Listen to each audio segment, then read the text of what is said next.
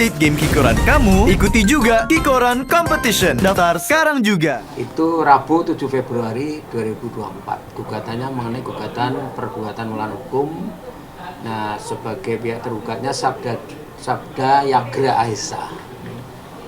Nah, kemudian oleh Ketua Pengadilan karena ini gugatannya sederhana, maka yang ditunjuk adalah hakim tunggal.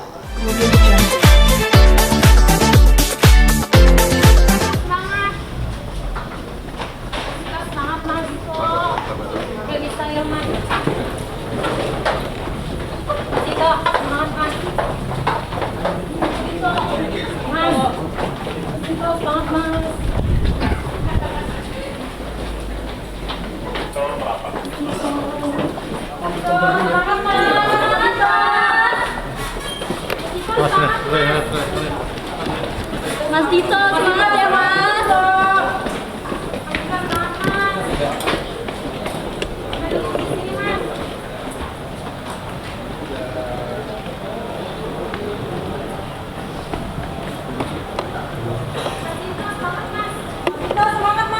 Ada Bang Dito gimana bang keadaannya bang? Bang Dito gimana bang keadaannya bang? Bang Dito gimana bang? Masuk Pak.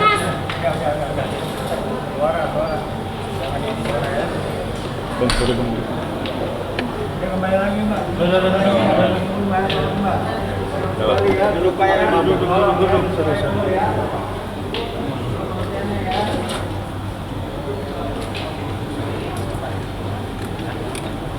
Oke, berikut kedatangan Dito Mahendra di Pengadilan Negeri Jakarta Selatan.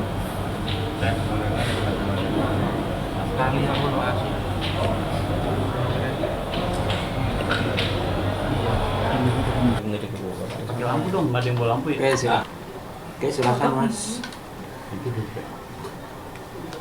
Apa yang mau ditanyakan? Aman? Silakan. Kamera Ron. Oke Bapak. Laporan tentang Pak Ulan sidang perdata ini mungkin seperti apa sih Pak? Ya, baik. Jadi sesuai dengan data di SIPP Pengadilan Negeri Jakarta Selatan, SIPP itu kan sistem informasi penelusuran perkara. Kita memang betul menerima pendaftaran gugatan perdata, tapi gugatan sederhana ya. Nah, itu didaftarkan oleh kuasa hukum Sri Wulandari, namanya alias Wulan Guritno ya, betul ya. Itu Rabu 7 Februari 2024. Gugatannya mengenai gugatan perbuatan melawan hukum.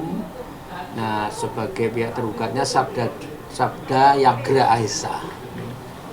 Nah, kemudian oleh Ketua Pengadilan karena ini gugatannya sederhana, maka yang ditunjuk adalah hakim tunggal. Hakim tunggal itu Pak Afrizal Hadi, SMH, dan beliau sudah menetapkan hari sidang pertama itu hari Kamis 22 Februari kemarin. Jadi kemarin itu hari Kamis 22 Februari sudah sidang yang pertama. Namun pihak Sabda Yagra tidak hadir. Oleh karena itu kemudian hakim yang bersangkutan menunda untuk memanggil kembali hari Kamis besok tanggal 29 Februari. Ya, itu. Dengan agendanya masih memanggil yang bersangkutan karena yang pertama kan belum hadir. Gitu. Jadi, jamnya jam 9, jam 10 itu jadwalnya. Tapi kemudian pelaksanaan sidangnya kan tentu menunggu kehadiran para pihak. Gitu. Pak, nanti kalau kedua belah pihak sudah hadir akan diagendakan apa Pak untuk sidang? Nah, kalau kedua belah pihak hadir sesuai ketentuan hukum acara, ini berkaitan gugatan sederhana, ini kan sidang pertama dimulai waktunya itu sampai putusan hanya 25 hari. Jadi berbeda dengan gugatan perkara biasa ya. Sesuai dengan Perma tentang gugatan sederhana itu hanya punya waktu 25 hari harus sudah putus. Makanya besok kalau penggugat dengan tergugat hadir, maka penggugat membacakan jawabannya, gugatannya, kemudian pihak tergugat akan diberi waktu oleh hakim yang bersangkutan untuk membuat jawaban, menyampaikan jawabannya, dan oleh karena spare waktunya itu hanya 25 hari, paling nanti jawaban hanya diberikan waktu 3 hari setelah pembacaan gugatan yang pertama itu oleh majelis seperti itu. Setelah itu ada pembuktian, karena di dalam gugatan sederhana tidak ada replik duplik, tidak ada gitu, rekonvensi tidak ada, seperti itu. Pak ini untuk laporan Mbak Wulan sendiri kisaran berapa ini Pak kalau untuk kerugiannya? Ya, Nah, jadi yang digugat itu nilai gugatannya itu kan memang sesuai ketentuan Perma tentang gugatan sederhana itu kan di bawah 500 juta. Itu gugatan sederhana tuntutannya. Yang dituntut itu nilainya 396 juta. 396 juta. Ada lagi? Berarti untuk gugatan yang PMH ini tidak disertakan adanya mediasi ya? Mediasinya ada, cuma pada saat pembukaan sidang pertama, hakim kemudian menghimbau dan meminta kedua belah pihak untuk dilakukan perdamaian, tapi bukan mediasi sebagaimana dalam acara gugatan perkara biasa, bukan gugatan sederhana. Berarti nanti untuk pelaksanaan mediasinya kalau kedua pihak setuju akan dilakukan di luar pengadilan? Bisa seperti itu. Jadi diserahkan kepada belah pihak untuk melakukan proses mediasi. Atau misalkan minta waktu dalam waktu 1 hari sebelum jawaban, boleh saja nanti diberikan waktu. Karena tadi saya sampaikan dalam 25 hari kerja sudah putus. pada saat itu Mbak Wulan ini meminjamkan atau seperti apa sih Pak? Kan ini 300 Kalau juta kita lebih melihat di dalam dalil gugatan itu memberikan dana talangan ya. dana talangan Dana talangan untuk renovasi rumah. Rumah, oke. Informasi di dalam dalil gugatan. Oke, seperti itu. untuk berarti istilahnya kalau talangan waktu itu nggak ada pinjam-minjam gitu Pak ya? Ya itu nanti dibuktikan di dalam proses persidangan. Tapi itu kan dari sisi dalil gugatan penggugat seperti itu. Apakah nanti betul atau tidak dana talangan, apakah itu utang piutang, apakah itu dalam bentuk perjanjian yang lain, kan nanti di persidangan. Kami tidak tahu itu. Berarti kalau untuk next sidang hari Kamis itu diwajibkan nggak Pak datang dua-duanya atau salah satunya? Ya itu tadi ketentuan hukum acara untuk panggilan terhadap tergugat, panggilan itu 2 kali. Kalau nanti tidak hadir ya tentu hakim akan membuat sikap mengadili dengan acara perstek seperti itu. Pak, kalau untuk talangan dana tersebut berarti kisaran tahun berapa Pak Wulan istilahnya menalangi dana untuk ke Sabda? Ya itu nanti biar di persidangan nanti. Siap. Persisnya kapan itu kan menyangkut pokok perkara itu. Yang penting laporan udah. Ya itu nanti harus dibuktikan betul enggak dana talangan, betul enggak diberikan tanggal sekian, itu sudah merupakan pokok perkara yang harus dibuktikan penggugat.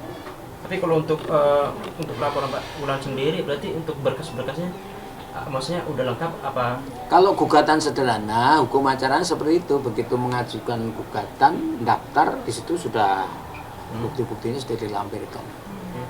Oh, berarti besok itu prinsipal wajib hadir atau bisa diwakilkan kuasa hukum? Kalau gugatan itu bisa diwakilkan kuasa hukumnya, baik penggugat maupun tergugat, prinsipal tidak harus hadir.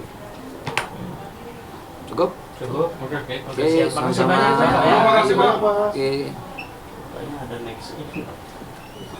Lanjut. Nomor kedua. Siapa? Untuk.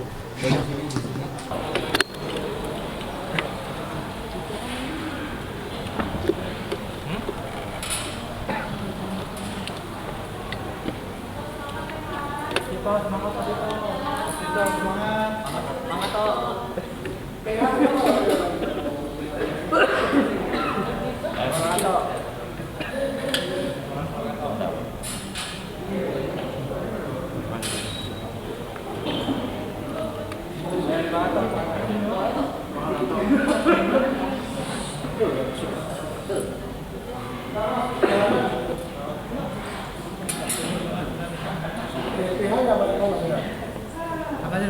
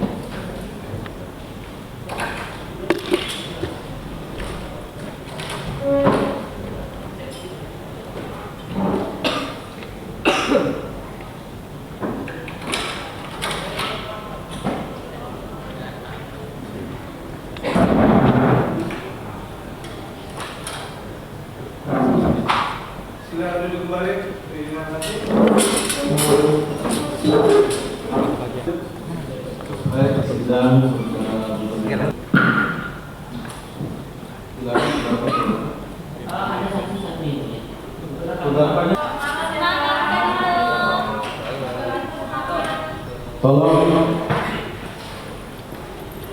pengunjung, ini ruang sidang, ini bukan tempat umum, walaupun sidangnya bukan umum. Saudara perhatikan tata tertib di persidangan.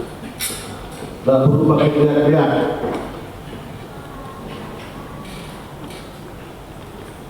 Bagaimanapun perasaan saudara terhadap terdakwa, majelis berhak untuk mengeluarkan saudara dari kursi. Baik, saudara terdakwa. Kami hanya bantu dulu saja. Gimana? Dibuka dulu, dibuka. Kami hanya bantu dulu saja di kurang.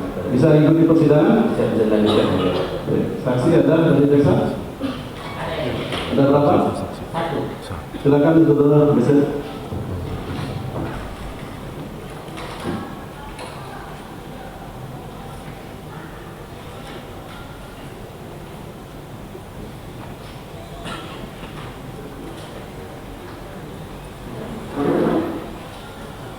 Saksinya silakan Pak.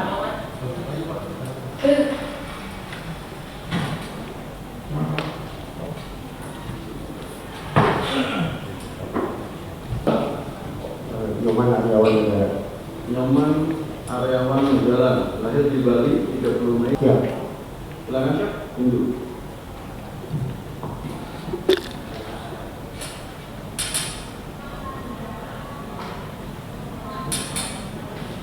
Saya beri simpan ya. Ya, saudara yang berdia.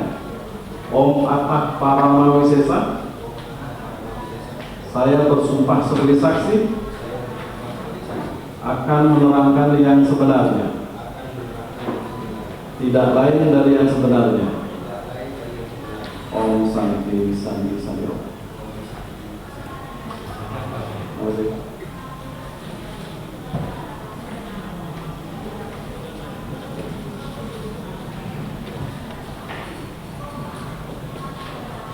Baik, saudara saksi, saudara pernah memberi keterangan di penyidik? Bapak Nyoman ya? Ya. Pak Bapak ya? Ya. Karena berdinas di mana? Saya berdinas di Badan Di badan?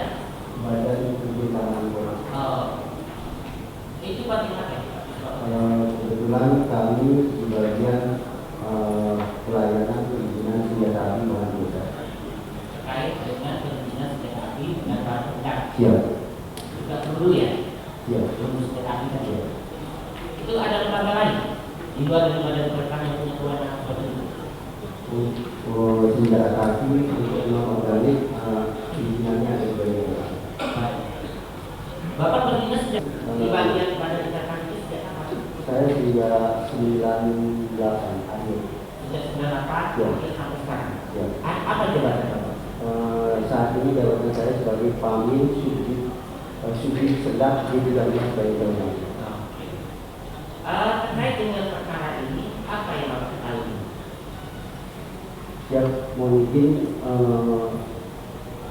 terkait perkara ini kami waktu itu melakukan pengecekan di TKP.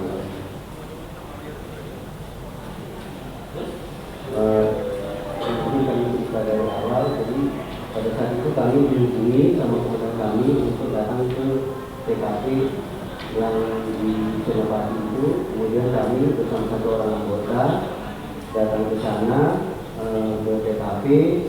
Di sana itu sudah ada beberapa senjata, amunisi dan amunisi. Bapak tadi